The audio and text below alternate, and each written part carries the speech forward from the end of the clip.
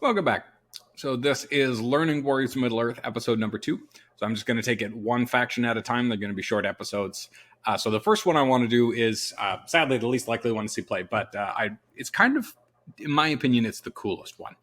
Not necessarily the strongest, but I think it's the most fun just because it involves Aragorn and is therefore the coolest thing in the game. Okay, so this is the Deadmen faction. So from the base game, there's the card Deadmen of Dunharrow, where if our favorite strider goes doot and makes his way down to Rohan, then it's a character card you'd pick up. Then you can play it, and you dunk on one of these regions, Laemden, Eric, or Pelargir, and roll a die, essentially blow up a shadow army if it's there, and recruit a few regulars. So instead, that card is gone, and we have these 5 cards in the faction deck.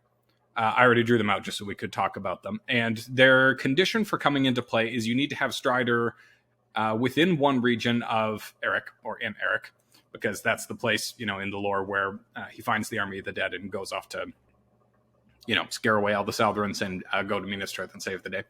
So anyway, if he's within one region of there, we'll just roll these dice for musters for the sake of it. So we're going to pretend that he's already crowned because it makes more sense if it is crowned anyway. So there we go. There's his die.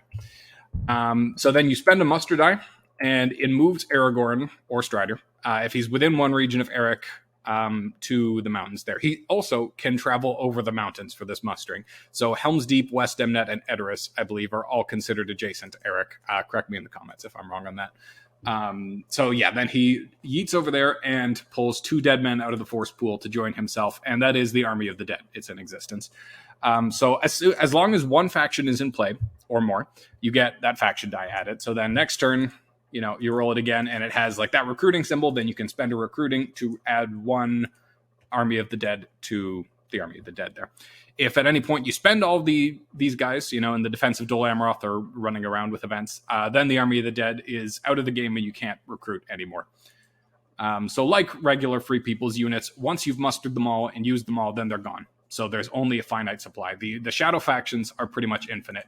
Like if they mustered all these Corsairs and then they all got blown up, they could muster all these Corsairs again because, the shadow is just limitless like that.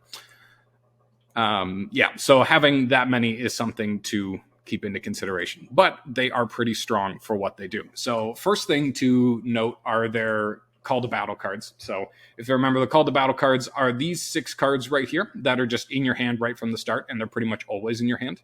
If they besiege Dol Amroth and they press the attack twice, so there's 3 rounds of combat, you could play the same call to battle card 3 times in a row. So one of them is the King of the Dead. So play if the Army of the Dead is in the same region as or in a region adjacent to the defending army. Eliminate a dead man figure from the Army of the Dead for the combat roll. Roll an additional attack using 3 dice at scoring hits on rolls of 4+. So it's pretty much a Balrog.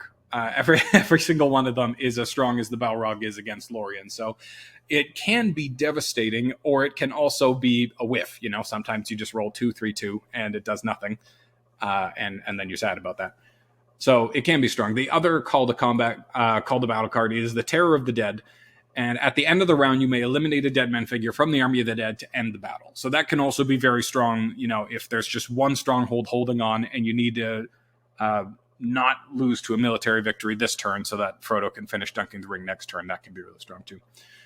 So that's their call to battle cards. Then they have 5 event cards. So again, these 5 cards are found in the faction deck. You draw 1 at the start of every turn, just like strategy cards or character cards. And so there's 2 copies of Wraiths of Fear because that's their big one.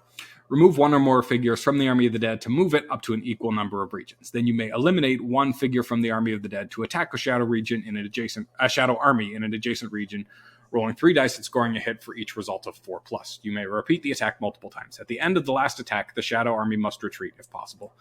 So this can be pretty strong for sure. So we'll make it a little bigger just for example's sake. So the downside is it is expensive for this army to move. So say Minas Tirith here is under siege.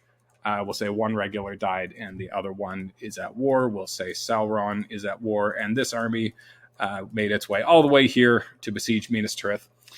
And they've done a good job whittling it down. Gondor's been attacked a couple times, so they're at war here too. So if you were going to play Raids of Fear here, it is expensive to move. So you have to kill it to move it 1. you have to kill another guy to move it another 1, and then you have to kill another guy to move it another 1, and then you'd have to kill a guy to do 1 attack here if you're playing Wraiths of Fear, which you could play with a character die or a Palantir or where is it? Come on. Oh, no, we just saw it. Now it's away again. Come on, there it is. Yeah, a card with the arrow down means you can play an event, play a faction event card with that die result. So then this, if we were playing it to do this, then we would roll 3 dice, and that would be 2 hits because there's 2 results of 4+, and then they have to retreat. So again, that's, because the siege was kind of doomed anyway, that's not that strong, but he does now have to retreat away from this. So, if he only had 1 die left and he had to win this turn, this would be a very strong play, right? So anyway, that's how Wraiths of Fear work. Stone of Eric, place 3 Deadmen figures on this card. So this is like a play on the table 1.